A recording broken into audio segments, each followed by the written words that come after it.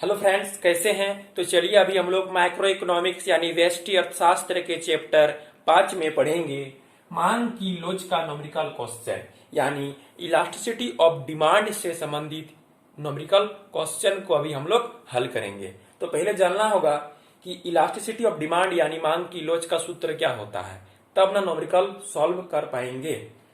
तो कहता है इलास्टिसिटी ऑफ डिमांड को शॉर्ट में ईडी लिखते हैं, यानी ईडी से सूचित किया जाता है। ईडी बराबर होता है कि किसी वस्तु की डिमांड में जितना अनुपातिक या प्रतिशत परिवर्तन हुआ को भाग दे देना है कीमत में जितना अनुपातिक या प्रतिशत परिवर्तन हुआ, तो मेरा मांग की लोच यानी इलास्टिसिटी ऑफ डिमांड निकल जाएगा। कहता है मांग में अनुपातिक परिवर्तन बटे कीमत में अनुपातिक परिवर्तन कर दीजिए, मांग की लोच निकल जाएगा। या तो फिर मांग में प्रतिशत परिवर्तन कीजिए, यानी इसको 100 से गुना कर देना है तो बन जाएगा मांग में प्रतिशत परिवर्तन। इसको 100 से गुना कर देना है तो बन जाएगा कीमत में प्रतिशत परिवर्तन, और दोनों का अनुपात कर देना है, मांग की लोच निकल जाएगा। यहां पर एक बात ध्यान देना है कि ये तो 100 कट ही जाएगा, यानी लास्ट में यही बचेगा। ठीक है, इसको सेपरेट कर देंगे तो मेरा फॉर्मूला हो जाएगा delta Q by Q into P by delta P. क्या किए, भागा को गुना में चेंज कर दिए तो ये पलटी मार दिया। ठीक, इलास्टिसिटी ऑफ डिमांड बराबर डिमांड में चेंज बाय प्रारंभिक डिमांड इंटू प्रारंभिक प्राइस बाय प्राइस में चेंज, यानी मांग की लोच बराबर होता है मांग में परिवर्तन बटे पहली मांग इंटू पहली कीमत बटे कीमत में परिवर्तन। यानी हमको यहाँ 4 चीज निकालना है। पहला मांग खोजना है, पहला कीमत खोजना है, कीमत में चेंज कितना हुआ उसको निकालना है, डिमांड में चेंज क्या हुआ उसको निकालना है, और सूत्र में बैठा देना है, मांग की लोच निकल जाएगा। अब यहाँ एक बात ध्यान देने वाली होती है कि मांग और कीमत के बीच नेगेटिव रिलेशन होता है, यानी कीमत बढ़ता है तो मांग घटता है और कीमत घटता है तो मांग बढ़ता है। इसीलिए मांग की लोच का मान हमेशा किसमें आएगा, नेगेटिव में आएगा। ठीक है, नेगेटिव में ही मांग की लोच का मान आएगा। यदि नेगेटिव में नहीं आया मतलब गलत हो जाएगा। लेकिन नेगेटिव को पकड़ना नहीं है, यानी नेगेटिव को लेकर के आंसर को नहीं बोलना है। नेगेटिव तो आएगा, प्रत्येक क्वेश्चन का आंसर मांग की लोच नेगेटिव आएगा। नेगेटिव क्यों आएगा, क्योंकि कीमत और मांग के बीच नेगेटिव रिलेशन होता है, एक बढ़ता है तो एक घटता है। लेकिन नेगेटिव को पकड़ना नहीं है। नेगेटिव नहीं आया मतलब मेरा सवाल का आंसर गलत है। ठीक है, और मांग की लोच 5 प्रकार के होते हैं, यानी जो आंसर आएगा वो कभी 1 से अधिक आएगा, कभी 1 से कम आएगा, कभी 1 के बराबर आएगा, कभी 0 के बराबर आएगा, कभी अनंत के बराबर आएगा।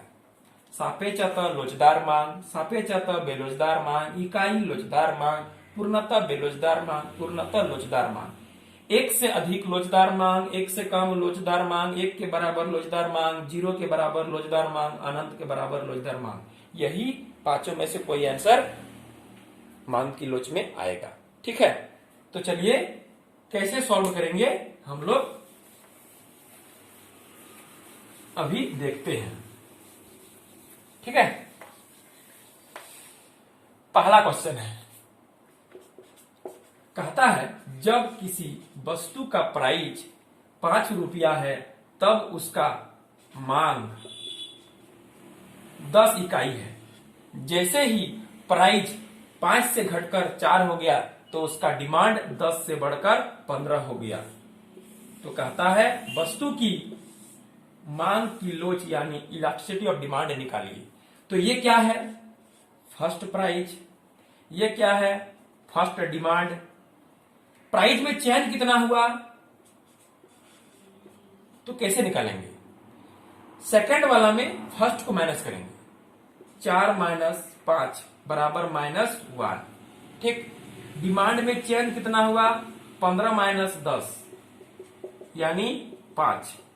ठीक, अब लगा देंगे सूत्र, इलास्टिसिटी ऑफ डिमांड बराबर डिमांड में चेंज बाय पहला डिमांड इनटू पहला प्राइस बटे प्राइस में चेंज। तो डिमांड में चेंज 5 है, पहला डिमांड 10 है, ठीक, पहला प्राइस 5 है, प्राइस में चेंज -1 है, ठीक है। ये 5 दूनी 10 कट जाएगा और क्या आएगा -5/2 मतलब -2.5।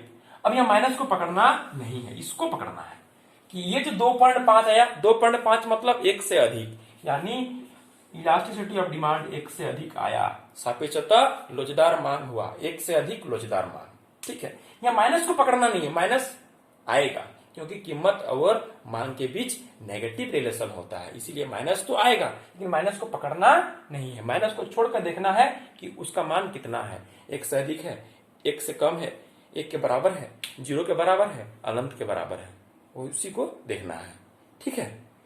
चलिए अब देखते हैं दूसरा प्रश्न।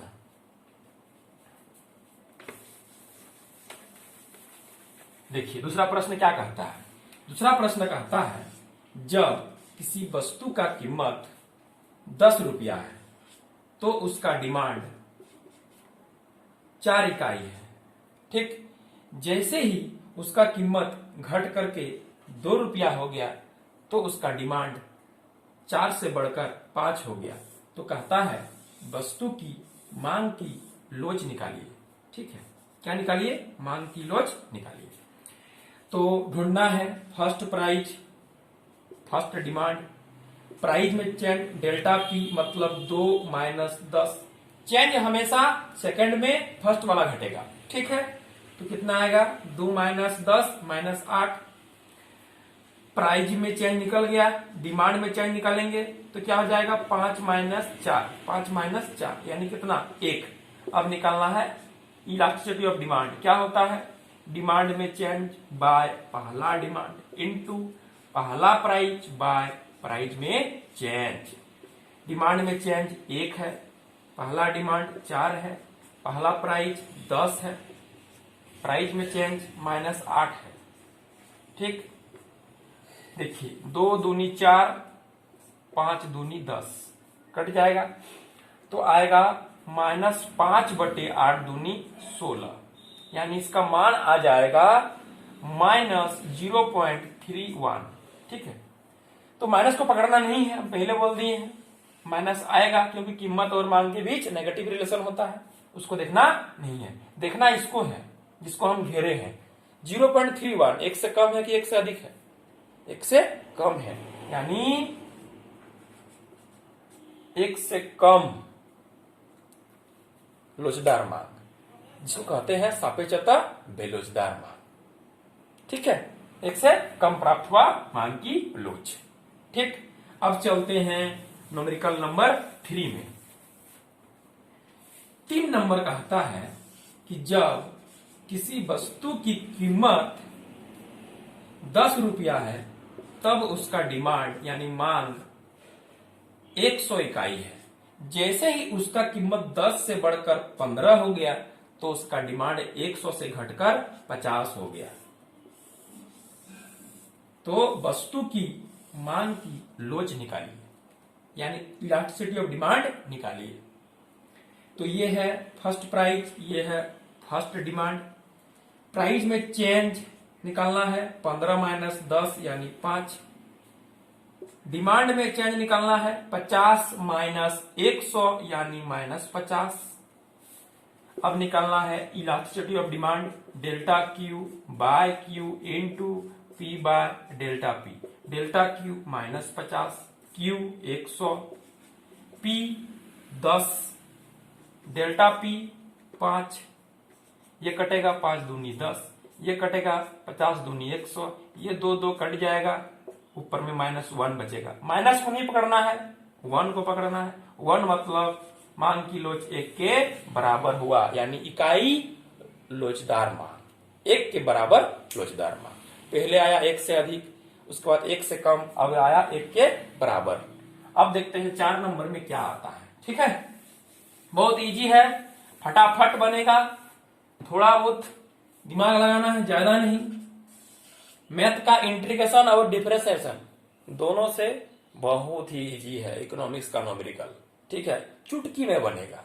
ठीक, 4 नंबर देखिए, कहता है जब किसी वस्तु की कीमत 10 इकाई है तब उसका डिमांड यानी मांग 100 इकाई है। कीमत 10 से बढ़कर 19 रुपया हो गया लेकिन मांग में कोई चेंज नहीं हुआ, तब वस्तु की मांग की लोच कितना होगा? इलास्टिसिटी ऑफ डिमांड निकालिए। ये है फर्स्ट प्राइस, ये है फर्स्ट डिमांड। प्राइस में चेंज निकालना है 19 माइनस 10, ठीक, तो निकल जाएगा 9। डिमांड में चेंज निकालना है 100 माइनस 100, 100 माइनस 100 मतलब हो जाएगा 0। ठीक, अब निकालना इलास्टिसिटी ऑफ डिमांड मतलब delta Q by Q into P by delta P. Delta Q आया कितना है 0, क्यू कितना है 100, पी कितना है 10, डेल्टा पी कितना है 9। 0 बटे कुछ भी रहे, गुना में कुछ भी रहे, मान कितना होगा 0 होगा, मतलब ईडी बराबर 0 आ गया। ठीक, ईडी बराबर 0 आया मतलब 0 के बराबर लोचदार मांग या तो फिर पूर्णतः बेलोचदार मांग। ठीक, 0 के बराबर मांग की लोच प्राप्त हुआ 4 नंबर में। ठीक, अब देखते हैं 5 नंबर में कितना प्राप्त होता है। सब एक ही तरह से बनेगा, first price first demand, demand में चेंज प्राइस में चेंज निकाल करके पटक देना है फॉर्मूला के ऊपर, अपनी वो फैसला करके आंसर देगा। ठीक है, तो 5 नंबर कहता है जब किसी वस्तु की कीमत 10 रुपया है तब उसका डिमांड यानी मांग 100 इकाई है। प्राइस में कोई चेंज नहीं हुआ, 10 का 10 ही रह गया और डिमांड 100 से बढ़कर 120 हो गया, तब कहता है वस्तु की मांग की लोच निकालिए, इलास्टिसिटी ऑफ डिमांड निकालिए। ये है फर्स्ट प्राइस, ये है फर्स्ट डिमांड। प्राइस में चेंज निकालेंगे मतलब डेल्टा पी 10 माइनस 10 0 आ जाएगा। डिमांड में चेंज निकालेंगे मतलब डेल्टा क्यू 120 माइनस 100 मतलब 20 आ जाएगा।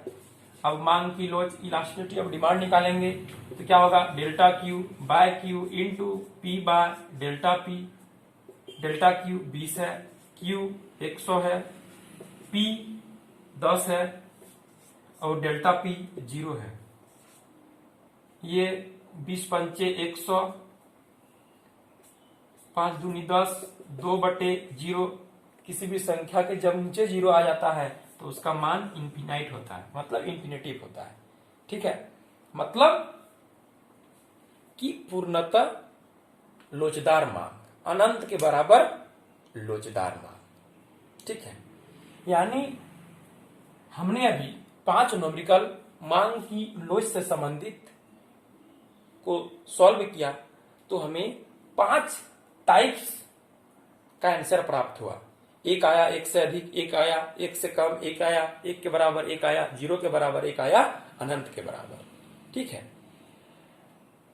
तो कहता है कि मांग की लोच और पूर्ति का लोच में थोड़ा सा अंतर है कि मांग की लोच का आंसर नेगेटिव में आएगा और पूर्ति की लोच का आंसर पॉजिटिव में आएगा। मांग की लोच का भी 5 प्रकार है, पूर्ति का लोच का भी 5 प्रकार है।